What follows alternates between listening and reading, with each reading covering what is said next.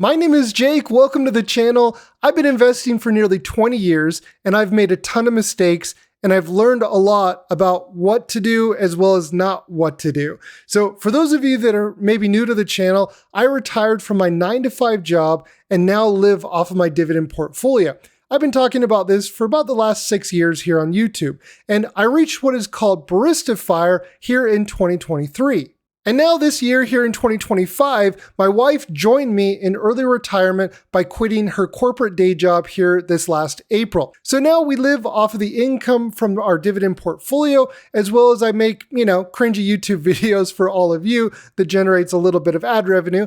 But yeah, I'm actually living off of my dividend portfolio, and I've been documenting and sharing about that here on YouTube for about the last 6 years or so. So that's a little bit about me if you're new to the channel. For today's video, I thought I would put together a video where I talk about, what I wish I would have known about dividend investing when I first started investing in the stock market about 20 years ago. Now realistically, it would take me a lot longer than a brief YouTube video to explain in every detail of what I wish I would have known. But, because everybody's attention span is about the size of a peanut nowadays, I'm going to share 5 things that I wish I would have known 20 years ago when I first started investing. Now, if only I knew what I was going to talk about in today's video 20 years ago, it would have made my life so much easier. Sometimes when I think back on all the mistakes that I made, it really hurts to imagine how things could have been. But the reality is, for me back then, it was a lot of learning by doing, and it was filled with a lot of bumps along the way. And well, I guess, with a lot of bumps along the way, it could have looked a little like this.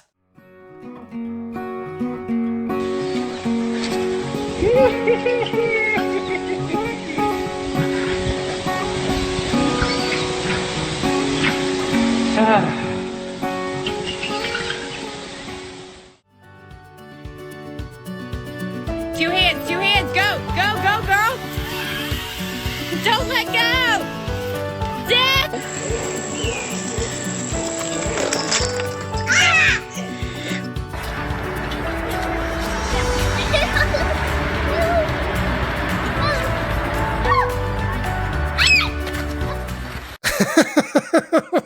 Oh my gosh. The one with the cat, the cat just fell on her face. Oh my gosh. I love it. I love it. All right, cool. So let's take a look at it. I'm going to share with you 5 things that I wish I would have known 20 years ago when I was, first investing that would have helped me become a better dividend investor today.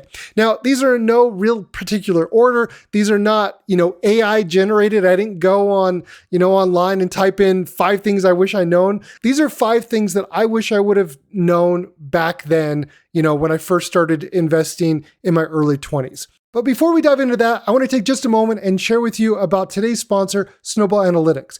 I love using Snowball Analytics. I've been using them for over a year. It's a dividend tool made by dividend investors for dividend investors. And one of the things that I really enjoy about this tool is you can connect your brokerage from the get-go. So once you've set up your account, you can connect your brokerage from wherever it is. So if you're inside of the US or outside of the US, you can link your brokerage directly into Snowball Analytics so you don't have to upload everything manually by hand. And once you've connected your brokerage here into Snowball Analytics, you're going to have a snapshot of everything that you want around your portfolio as a dividend investor. Under the analytics section of your portfolio, you're going to be able to see and drill into all the different metrics that are important to you. And one of the things that I find very useful is calculating the weighted average dividend yield for your overall portfolio. So let's say you do have, 10 or 15 individual stocks and ETFs, and you want to know your weighted average dividend yield. You can see that for your entire portfolio as a whole, as well as the individual holdings in your portfolio. And it wouldn't be a dividend tool if it didn't include a dividend calendar. Of course, you have a dividend calendar and you can see when you're going to be getting paid from what stock or ETF. And a feature that they added here about a month ago to the community tab is news and articles. And so a month ago, I wrote an article of how I retired early with dividend investing at the age of 37. And so in this article, I talked about my struggle with investing, how I found the FIRE movement, and how I was able to retire and reach financial independence at the age of 37. So if this is something that you're interested in, you can check this out and read about my story of how I was able to achieve financial independence with dividend investing. You can try Snowball Analytics for free, or if you want to sign up to one of their monthly or annual subscription plans, you can use my link in the description below and you get 20% off of your subscription with my link. And if you already have a Snowball Analytics account, you can use promo code DGI to get the 20% as well. Thank you so much, Snowball Analytics, for sponsoring this video. And the first thing that I wish I would have known is to keep things simple. Keep it simple. I remember when I was a kid, we'd go to the ice cream store and I would love to go and pick out some ice cream. And, I just remember as a kid, I would only get one shot at this. I got one shot and then I'd have to wait for weeks or maybe months, it felt like when I was a kid, that I would, before I'd ever come back to the ice cream store. And, I wanted to make sure that I got the right flavor. And whenever we go to Baskin Robbins or any other ice cream store, it was a little bit overwhelming because I didn't want to make the wrong decision. I wanted the best ice cream. And there were so many different options, it felt impossible that I was going to make the right choice because cookie dough or rainbow flavored, chocolate fudge, all of these different options, they were all so great. Some of them not so great. I don't know. I don't think I liked pistachio when I was a kid or, I don't know, Rocky Road, I don't know, pick your flavor, but or the green one, whatever the green one was, I didn't like that one. Or the mint chocolate chip. I mean, mint chocolate chip is good, but as like a 7-year-old, throw that garbage out. I don't want mint chocolate chip. I want like fudge brownie or something, right? Or give me some cookie dough. But I didn't want to make the wrong choice when I was a kid. And the same thing applies today. When you're faced with a decision, you don't want to make the wrong choice. And so we tend just naturally as human beings to overcomplicate things. And for better or for worse, there's so many different options out there when it comes to investing into the stock market. You have ETFs, you have individual stocks. There's a little bit of everything. There's a flavor of the day, some things that people love to talk about, some things that are out of flavor, but there's so many different options out there. And one of the things that I wish I knew 20 years ago is that more is not always better. Having, going to McDonald's or Wendy's or wherever and going and I remember doing this, I would get my soda can or my cup and I would go and I would put like Coke, Sprite, Fanta, Dr. Pepper, Mountain Dew, root beer, all in the same cup. And I was like, this is the life. Did anybody else do that as a kid? Or who did that yesterday or today in their 40s? Yeah, you know who you are. But, I guess getting off track here, more is not always better. Okay. And so keeping it simple is so, so important. There's so much noise out there. You turn on the news, you turn on CNBC, you turn on YouTube, everybody's got an idea and, that's great. But it's also just understanding, what's right for you. And, investing in the stock market is stressful enough and emotional enough. Keeping it simple keeps your emotions in check, which is so important because investing in the stock market, it can tear you apart inside. And, it's just so, so important that you control your emotions when you're investing. So how I keep things simple is by investing in the simple path to wealth with dividend investing, which I created here on YouTube a couple of years ago, which was inspired by J.L. Collins. I invest in a small handful of dividend ETFs like SHD and DJRO, and I also invest in a few covered call ETFs to get a higher yield. I no longer invest into 20 or 30 individual stocks. So I keep it simple and I live my life. Keeping it simple is subjective. So you want to find what is simple for you and just try not to overcomplicate things, especially when it comes to investing. The second thing that I wish I would have known 20 years ago when I first started investing, I remember back in 2007, I invested into a dividend mutual fund. This was, I think, from Alpine Mutual Investments or something like that. I can't remember the exact ticker, but I sat on that ETF for over 10 years. and it did nothing. The fees ate away at, the total returns. It had like a 7.5% dividend yield, but the fees were just eating away at the returns. And I think it took over like 10 or 12 years for me to break even with all the distributions. But I think about the opportunity cost of had I just invested, in something easier, simpler, like the S&P 500 or, a dividend ETF, right? That was, a passive index fund. I would have been in a much different situation today, because it was like it stings when I think about it. So watching those fees can be so important. If you're 30 years old today and you have $10,000 in your brokerage account and you're investing $1,000 a month, for example, and you're investing for the next 30 years and you're investing into a actively managed fund or a mutual fund, and you're paying, 0.75% in terms of the expense ratio, those fees are really costing you in terms of your wealth generation, the wealth potential that you could have made, had you not paid those high fees. Now you might be thinking, well, Jake, I'm getting this 10% dividend yield. Who cares about a 1%, dividend fee? I used to think that back in 2007, and boy, was I wrong. And, I'm not saying that this is going to be always the case, but just understand the reality of fees, right? Over a lifetime, over a 30-year time period for your average person, right, who's maybe investing, $1,000 a month from working their day job, over those 30 years, they're going to pay over $200,000 in fees. And, just comparing that with the simple path to wealth with dividend investing, which I talk about here on my channel, where you have 50% SHD, 50% DJRO as an example, which has an expense ratio of 0.07%, that's going to look entirely different. We're going to be paying, just over $20,000 in fees, right? Now, this is obviously less had you just bought the S&P 500, which is going to be right around 10,000 over that same time period. But just really understanding the importance of fees and really just watch those fees. And the next thing that I wish I would have told myself 20 years ago is to think in decades, right? When I was 20 years old, I was thinking about what I was going to learn. I was going to go to college, I was going to get a job, I was going to do all these different things. All these things were coming up. I wasn't really thinking about my investments, and I didn't have a long-term time horizon, and I didn't understand the power of compound interest.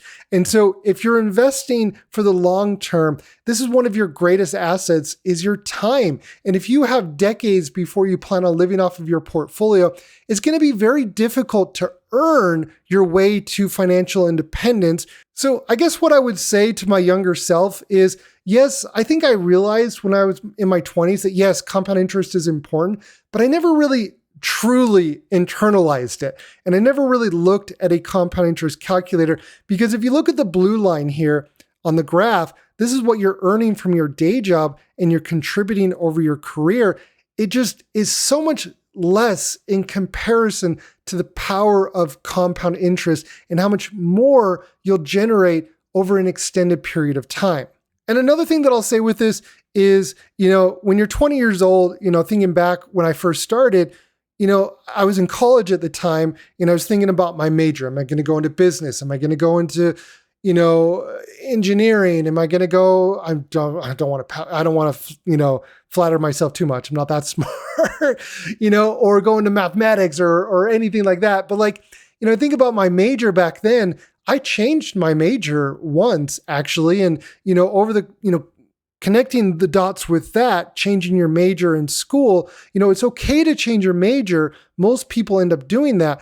When it comes to your investing, the more consistent you can be over time with your portfolio and just let it grow passively, the odds of you being, it being successful and you not timing it wrong, the odds are against you, when you're trying to time the market, because you got to time it when you get in, you got to time it when you get out, and then you got to time it again when you get in again, right? So, not getting in and out of positions, not changing my mind, all of those things. And it's much easier said than done. If I would tell this advice to myself, my younger self, it would be difficult to put this into practice. but I wish I would have considered this and not changed my mind about my investment approach as often as I did. And that's what I wish I would have known. And now the fourth thing that I wish I would have known is understand the simple math that comes with it, right? If you're a dividend investor, it really comes down to picking your investments, picking the right investment accounts, right? Where you're going to invest your money, in which account, retirement account, taxable account. You're going to invest in individual stocks, ETFs. But then what you want to do, and this is what I wish I would have done, is look at my portfolio holistically across all positions and how is each position working towards an overarching goal. And that overarching goal is your dividend yield, your weighted average dividend yield, and your weighted average dividend growth rate. So let me take a simple example of SHD and DJRO. SHD yielding right now at 3.8%, DJRO yielding right around 2%. So if you had a portfolio of 50-50, your weighted average portfolio yield would be right around 3%. Now, each of these are growing at a different rate. So let's say, SCHD is growing, I'm going to use a little bit of a more conservative number than the historical average. But let's say here that SHD is, growing its dividend around 8.5% a year. And let's say that DJRO is growing its dividend yield, around 9.5%. The average dividend yield the average dividend growth rate of this, portfolio, 50% SHD, 50% DJRO, would be 9%. So with having a portfolio like that, you're getting a starting yield of 3%. And that 3% is growing by 9% on average over an extended period of time. Now you might be thinking to yourself, well, Jake, I am in my, late 50s. Or I'm in my late 30s and I want to retire in 3 years. Time horizon, it's all subjective. Your age, all subjective. But let's say you want to retire in the next 3 years. Well, a 3% dividend yield is maybe not going to be big enough, or, it's not going to be enough for you. So we got to then take a look at the numbers and we got to change some things up. So let's say, for example, we had 20% in JEPQ. We had, let's say, 30% in DJRO, and let's say we had 50% in SHD. And so let's take a look at this first with the yield. So we got 3.8% in SHD, we got 2% in DJRO, and this is what the current price is today. So this will obviously fluctuate as your dollar cost average into your portfolio. So just to understand that part. And let's say we got a 10% yield with JEPQ. Well, what is our weighted average yield going to be? Well, now it's going to be 4.5%. So instead of 3%, you're now getting a 4.5%. Okay. Now this is how you do it, right? Now, if you had 20 individual stocks, the process here would be the exact same. You just have to do it with 20 different individual stocks. If you do it with 3 or 4 ETFs, it's pretty dang easy. Very easy, actually. And so now let's take a look at the dividend growth rate. So before it was 9%. So what do we have here? We had 8.5, we had 9.5. And let's say, JEPQ, for example, grows around the rate of inflation, right? Some years it'll be down, some years it'll be up. Let's just conservatively, let's take 2%. So now instead of a 9% dividend growth rate, well, we have a 7.5% dividend growth rate. So that 4.5-ish% yield that you were getting is now growing at 7.5%. So it's a little bit lower. So it's a, give and a take, right? These are the different levers that you have to pull from. You can either get a higher yield today, lower growth, in the future, or vice versa. And so this is why, this is how you want to think about this, is understanding the simple math. Now, I'm going to pull out a really fancy calculator here because I'm horrible at math. And let's take a look at this and let's see what it looks like. So let's go back here for just a second. Let's do 3.8. I'm doing this on the fly here. I didn't actually prepare this. So let's see if it works. Okay. So we got the 4.5% dividend yield with this type of portfolio. So let's say, you got a portfolio, let's say you need $50,000 in retirement, whenever that time period may be. Right. And so you're like, okay, well, Jake, I need $50,000 and then I've reached financial independence. Well, you take that $50,000, you divide that by 4.5%. Well, you need $1.1 million invested in your portfolio in order to reach that. So that's how you look at this. And you might be thinking to yourself, well, Jake, $1.1 million. I need to retire tomorrow. I'm sick of my job. My boss sucks. I want out tomorrow, right? I want to move to to Panama. I'm going to get me a nice little condo on the beach. And I don't need, I just can't do it. It just got, I don't know where I'm going with this. You get what I'm saying, right? So you think, okay, well, if you can't make 1.1 million work with 4.5%, we got to change something. Well, then maybe you make the numbers work a little bit differently. So now you're thinking, okay, well, I need a higher yield. Maybe we, increase JEPQ. Maybe we decrease, DGRO a little bit. And let's say we do that. So now we're getting a 5.3%. So let's do this exercise again. You got 50,000 of what you need. Divide that by 0.53, just over 5%. Well, now instead of 1.1 million, you need $943,000. So almost just under, 200,000 less, right? Just about. So this is how you make the numbers work for you. But one thing that you don't want to forget is every time you increase that yield, almost always you will have a decrease in your dividend growth rate. So they're inversely correlated. So you want to remember that, right? So when you're doing the math here and you're thinking about this, this is how you want to think about it. Now you might be thinking to yourself, well, Jake, $943,000, I can't do it. Okay, well, let's say, all right, you got 40% in SEHD, you got 15% in DGRO, and then let's say you got 45% into JEPQ. Now, I wouldn't recommend this, but this is how you could look at this. Well, now you got 6.3%, right? So then you do, all right, $50,000 divided by 0.63. Well, now you need just under $800,000. Now you're faced with the question, do you want to increase the yield more and thereby decrease the dividend growth rate? Do you want to do that, or do you want to extend the time period in which you're planning on retiring? This is the conversation that you want to have with yourself, your spouse, your partner, and figure out what is the right approach for you. Now, I wish I would have known this 20 years ago because, it would have been good to know how the math works. But this is something that I actually did 2.5 years ago, when I was laid off from my job in early 2023. I was faced with the decision I could either go back and find a new job, a full-time job, or I could make the portfolio work where it would generate enough income, but if I were to work part-time, making cat memes on the internet, I'd be able to generate a little bit more income where I can make the numbers work.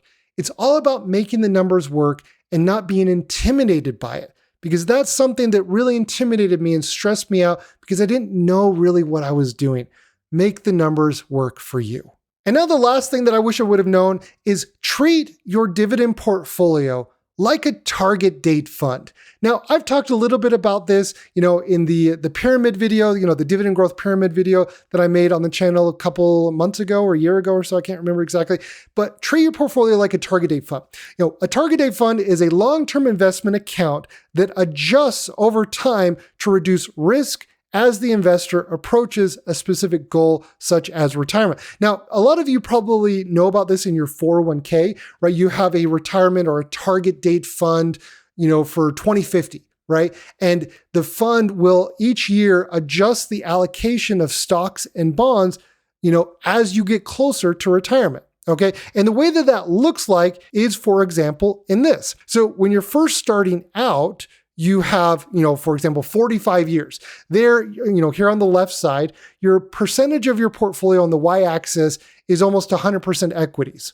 Okay, the x-axis here is the time, and as you get closer to that target date, you're going to adjust your portfolio to match your goals based off of that date. Okay, and the way that I think about this is when you're young, when you're 20 years old, and you got 20 or 30 or 40 years before you plan on retiring, well, you don't need income and yield today as a dividend investor. You want to focus more on the back end, the dividend growth. What growth are you going to be getting in the future? And now on the flip side, when you get closer to that date, you want your portfolio to not look like when you first started. You want it to be adjusted so that it meets your goals when you plan on living off the income in retirement, in this case, you're probably going to want a higher starting yield and therefore sacrifice on the back end, the dividend growth. Okay, so this is the concept of a retirement date fund. And what I wish I would have known is I could do this myself.